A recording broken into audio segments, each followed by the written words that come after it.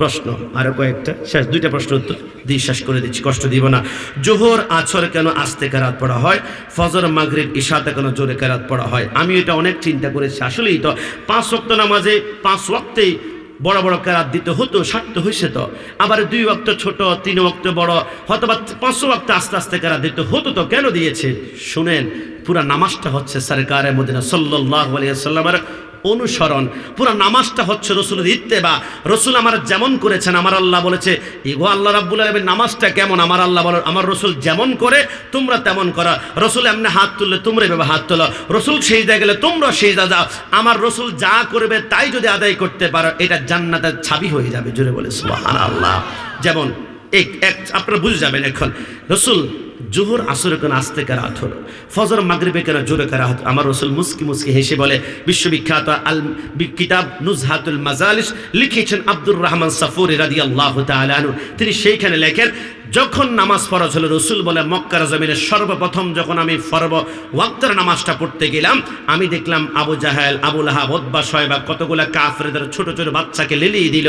আমি রসুল্লাহর ঘাড়ে মোবারকের উপরে একটা উটের নানি বুড়ি চাপিয়ে দিল। রসুল মাথা উঠাতে খুব কষ্ট হচ্ছে।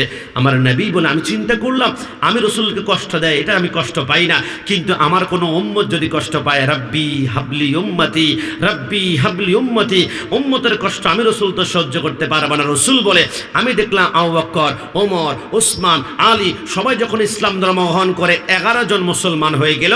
নবী বলে, আমার উপর জুলুম করেছে আমি কষ্ট পাই না, কিন্তু আমার সাহাবার উপর কষ্ট হলে, আমার উম্মতের উপর কষ্ট হলে আমি বরদাস্ত করতে পারবো না। এই জন্য নবী বলেন, ফজর নামাজের সময় আমি দেখলাম কাফেররা যারা আছে, বেঈমানরা, ওরা তখন ঘুমায়। কারণ কাফেররা সকালে ঘুম থেকে উঠে না, ঘুম থেকে একমাত্র সকালবেলায় উঠে মুমিন মুসলমান নামাজি। জোরে জোরে বলে সুবহানাল্লাহ। সকালবেলায় ঘুম থেকে উঠার পরে অসংখ্য ডাক্তার যারা ডায়াবেটিস আছে, বিভিন্ন রোগে আক্রান্ত, ডাক্তার সাহেব বলে যদি পারেন সকালে উঠবেন, সকালে উঠে একটু হাঁটবেন, সকালের হাওয়াটা নিঃশ্বাস দিয়ে টান দিয়ে নিবেন, এটা আপনার জন্য ভালো হবে। ডাক্তার সাহেব এই কথা কেন বললেন? ডাক্তার সাহেব বলে, আমি জানি না, তবে আমার নবী বলে, তোমরা জানো না হয়তোবা, কিন্তু আমার নবী হচ্ছে সমস্ত বৈজ্ঞানিক দ্বারা মহাগুরু। আমার নবী বলে, কেন জানো? সকাল ফজরের সময় কোনো কাফের বেঈমানরা ঘুম থেকে উঠে না। সকালবেলা ঘুম থেকে উঠে মুসলমান, যেই মুসলমান নামাজ পড়বে, সকালবেলা ঘুম থেকে উঠে কোরআন তেলাওয়াত করে, নামাজি যখন নামাজ পড়ে সকালবেলায় মসজিদ থেকে বের হয়ে প্রথম নিঃশ্বাসটা পেলে, আমার নবী বলে, নামাজি ব্যক্তির নিঃশ্বাসটা যখন বাতাসের সাথে মিক্স হয়ে যায়, আমার আল্লাহ বলে, আল্লাহর শপথ, আমি আল্লাহর শপথ, ওই বাতাসটাকে আমি আল্লাহ শেফা এবং ঔষধ বানিয়ে দিই। জোরে জোরে বলে সুবহানাল্লাহ। আল্লাহর নবী সরকারে মদিনা বলে, আমি দেখলাম কাফের বেঈমানরা ঘুম থেকে উঠে নাই। আমার নবী বলে, সাহাবায়ে কেরাম একটা কাজ করো, এখন কাফের বেঈমানরা নাই, আমরা জোরে জোরে কোরআন তেলাওয়াত করব, এখন আমাদের রুহটা শান্তি করব, প্রশান্তি। আলহামদুলিল্লাহি রাব্বিল আলামিন আর রহমানির রহিম মালিক ইয়াউমিদ্দিন। রাসূল জোরে জোরে কোরআন তেলাওয়াত করলো। আমার আল্লাহ বলে, রাসূল আপনি কাফের বেঈমানদের ভয়ে সাহাবায়ে কেরামদেরকে বাঁচানোর জন্য যেটাই হোক না কেন, আপনি যদি ফজর নামাজের সময় জোরে জোরে কোরআন তেলাওয়াত করেছেন, কিয়ামত পর্যন্ত আপনি রাসূলকে অনুসরণ করা আমি উম্মতের জন্য ফরজ করে দিলাম। কিয়ামত পর্যন্ত সবাই ফজর নামাজে জোরে জোরে কোরআন তেলাওয়াত করতে হবে। জোরে জোরে বলি সুবহানাল্লাহ। রাসূল বলে, জোহরের নামাজ আসলে কাফের বেঈমানরা এখন হাঁটাহাঁটি করে, ব্যবসায়িক কাজে তারা বিলিপ্ত। রাসূল বলে, আমরা যদি এখন জোরে কোরআন তেলাওয়াত করে, কাফেররা আক্রমণ করবে, আমার সাহাবায়ে কেরামকে আঘাত করবে, আসো আমরা একটা কাজ করি, আস্তে আস্তে পড়ি। আমার রাসূল বলে, আস্তে আস্তে পড়লে নো প্রবলেম। কেন জানো?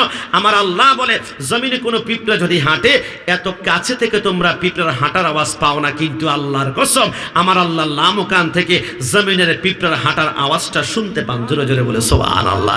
আমার আল্লাহ বলে, বন্ধু আপনি আস্তে পড়েন, নো প্রবলেম, আপনার অন্তরের খবর কে কি পড়ে জিহ্বা দিয়ে বের করতে হবে, মনে কি চিন্তা করে, আমি আল্লাহ তা জানি। আমার রাসূল বলে, জোহরে আমরা 4 রাকাত নামাজ পড়লাম, আস্তে আস্তে কোরআন তেলাওয়াত। বিকালে কাফের বেঈমানরা এখন হাঁটাহাঁটি করে, রাসূল বলে, জোরে পড়া যাবে না, আক্রমণ হবে সাহাবায়ে কেরামের উপরে, আস্তে পড়লেন। আমার আল্লাহ বলে, বন্ধু আপনি জোহরে আসরে আস্তে আস্তে কোরআন তেলাওয়াত পড়েছেন, কিয়ামত পর্যন্ত ওহাবি বলো, মওদুদি বলো, জামাত বলো, যেই গোষ্ঠী বলো না কেন, ওই ইয়া রাসূলুল্লাহ আপনার অনুসরণ করা কিয়ামত পর্যন্ত ওয়াজিব করে দিলাম। জোহর এবং আসরে সবাইকে জোহর নামাজ আসর নামাজে আস্তে আস্তে কোরআন আবশ্যক করে দিলাম। জোরে বলে আর জবান খুলে বলে না সুবহানাল্লাহ। এবার মাগরিবের সময় সমস্ত কাফের বেঈমানরা ঘরে ঢুকে গেল, কারণ মাগরিবের সময় জাহিলিয়া যুগে একজনের মেয়ের গায়ে হাত দেয়, আরেকজনকে আক্রমণ করে, এই জন্য কেউ ঘরে থাকতে চায় না। সবাই যখন ঘরে ঢুকে গেল, রাসূল বলে চলো এবার কাফের বেঈমানরা নাই, আমরা জোরে জোরে কোরআন তেলাওয়াত করে রুটা প্রশান্তি করব। ঈশার নামাজের সময় জোরে জোরে কোরআন তেলাওয়াত করে সিদ্দিক আকবর বলে একদিন রাতের বেলায় রাসূলুল্লাহর ঘর মোবারকে নামাজের জামাত পড়তে আসলাম, হঠাৎ করে দেখি রাসূলুল্লাহর ঘরে ঢুকবো, কিরে রাসূলুল্লাহর ঘরের পিছনে পায়ের আওয়াজ শোনা যায় কার? আমি সিদ্দিক আকবরের পিছন দিয়ে যখন গেলাম, আমি দেখি আবুল আহাব, আবু জাহেল, উতবা, সাইবা রাসূলুল্লাহর ঘরের সাথে এরকম কান পেতে আছে। আমি সবগুলার ধরলাম কোর্তার কালামে, এই বেঈমানরা রাসূলের বিরুদ্ধে ষড়যন্ত্র করছ। আবু জাহেল আবুল আহাব বলে, ওই মূর্তির কসম করে বলে মুহাম্মদের বিরুদ্ধে ষড়যন্ত্র করছি না। তো দাঁড়িয়ে দাঁড়িয়ে কান পেতে কি শুনছ? বলে মুহাম্মদ রাতের বেলায় কি জানি এক নাম কোরআন নাকি, ওই কোরআন তেলাওয়াত করে, ওইটার আওয়াজ না শুনলে রাতের বেলা আমাদের ঘুম হয় না। জোরে বলে সুবহানাল্লাহ। একটা কাফের বেঈমান মুসলমানের জবান থেকে যখন কোরআন তেলাওয়াত শুনে তারাও শান্তি পায়, কিন্তু আমরা মুসলমান আজকে কেমন হয়ে গেলাম? কোরআন কারিমের উপরে এক বছর ধুলা জমে গেলে কিন্তু আমার কোরআনে হাত দেওয়া হয় না, যদিও আমার এলসিডি এলইডি টিভিটা প্রত্যেক সপ্তাহে মোছা হয়। কোরআন বেশি করে তেলাওয়াত করবেন, কারণ কিয়ামতের ময়দানে কোরআন তেলাওয়াতকারী ব্যক্তির জন্য আল্লাহর কোরআন সুপারিশ করে চোখের পলকে পুলসিরাত পার করাবে। জোরে বলে সুবহানাল্লাহ। কোরআন তেলাওয়াত করতে চাই কি না? একটু মহব্বত করে চাই কি না? একটু দুই হাত তুলে বলুন না, চাই কি না? আল্লাহ যারা পারে না তারাও হাত তুলেছে, তবে তাদের জন্য একটা টনিক দেয়। যারা পারেন না, আমার নবী বলেছে দুনিয়াতে এমন 3টা জিনিস আছে যে 3 জিনিসের দিকে তাকালেই সওয়াব। পড়তে হবে না, আদায় করতে হবে না, আমলের প্রয়োজন নাই, তাকানোর সাথে সাথে 3টা সওয়াব।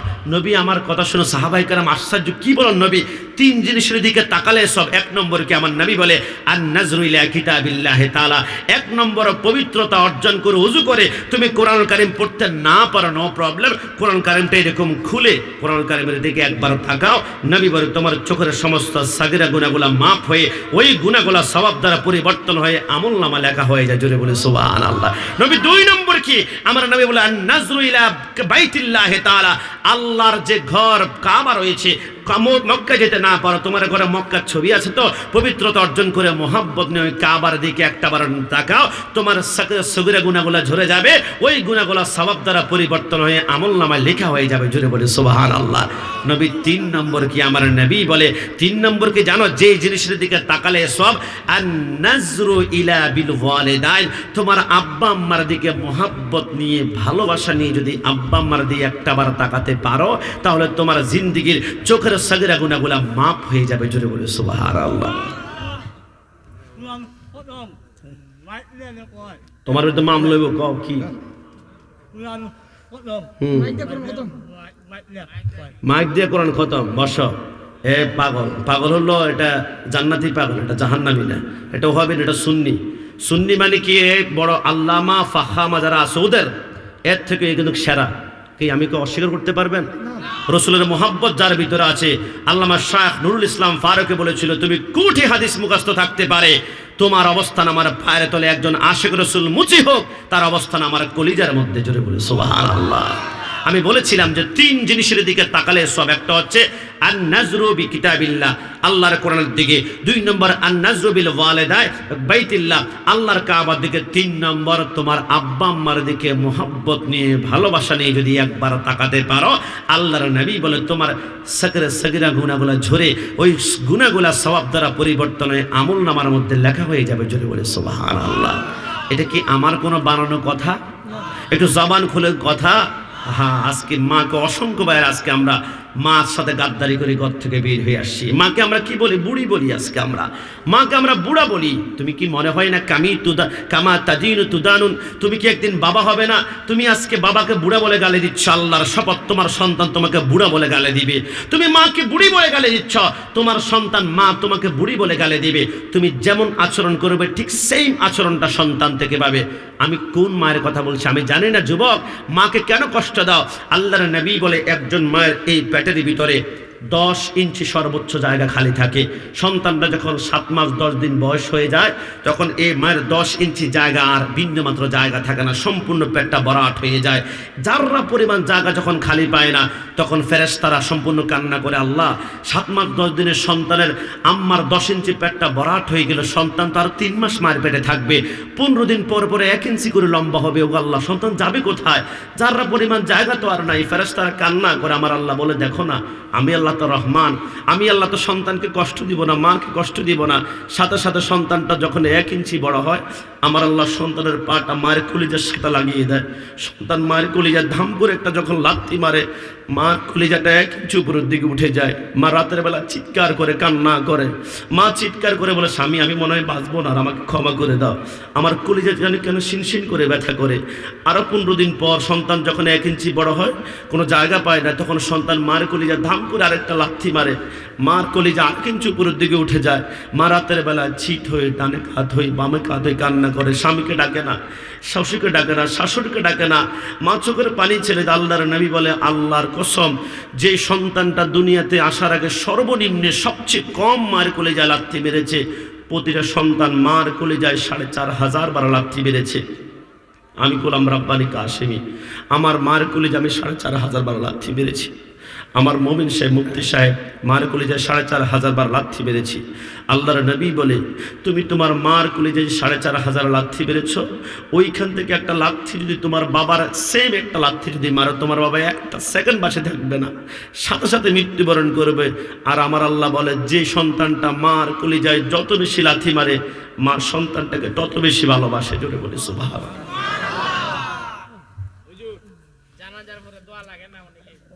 বৈজ্ঞানিকরা বলেন, আল্লাহর নবী বলে, দুনিয়াতে আসার পরে তুমি তোমার মায়ের স্তন থেকে একটানা 2 বছর দুধ পান করেছো, তোমরা মনে করেছো সামান্য কয়টা দুধ, না।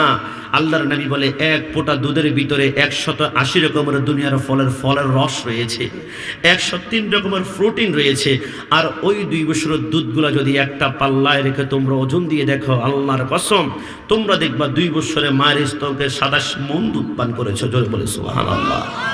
আমরা কোন মায়ের বিরুদ্ধে গাদ্দারি করছি? 1 ফোঁটা দুধের হক আদায় করতে পারবো? গাউসুল আজম বলে, আমার মা যদি জান্নাতের চৌকাটার সামনে দাঁড়িয়ে আমাকে বলে, গাউসুল আজম 1 ফোঁটা দুধের হক আদায় করে তারপর আল্লাহর জান্নাতে যা, আমি গাউসুল আজম হতে পারি। মায়ের 1 ফোঁটা দুধের হক আদায় করা আমার পক্ষে সম্ভব হবে না। ওই মার মোহাব্বত নিয়ে সবাই 3 বার বলুন আমার সাথে, মা। আর একটু জবান খুলে বলুন না মা, অন্তরটা নরম করে বলুন না মা, আরেকবার মোহাব্বত নিয়ে বলুন বাবা। তিনি হচ্ছেন সেই মা যার পরে প্রথম হচ্ছেন আল্লাহ, আল্লাহর পরে নবী, নবীর পরে আমার মা এবং বাবার স্থান। জোরে জোরে বলে সুবহানাল্লাহ। এই জন্য মাঝে মাঝে হৃদয়টা ঠান্ডা করে বলি আর কি, আল্লাহর পরে নবী আমার, আল্লাহর পরে নবী আমার, তারপরে মা জননী, মাঝে আমার নয়নের মনি। বলো আল্লাহর পরে নবী আমার, আল্লাহর পরে নবী আমার, তারপরে মা জননী, মাঝে আমার নয়নের মনি, মাঝে আমার নয়নের মনি। আল্লাহ সবাইকে মা বাবার খেদমত করে জান্নাতের পথের প্রতীক হতে পারে, সবাই বলি আমিন।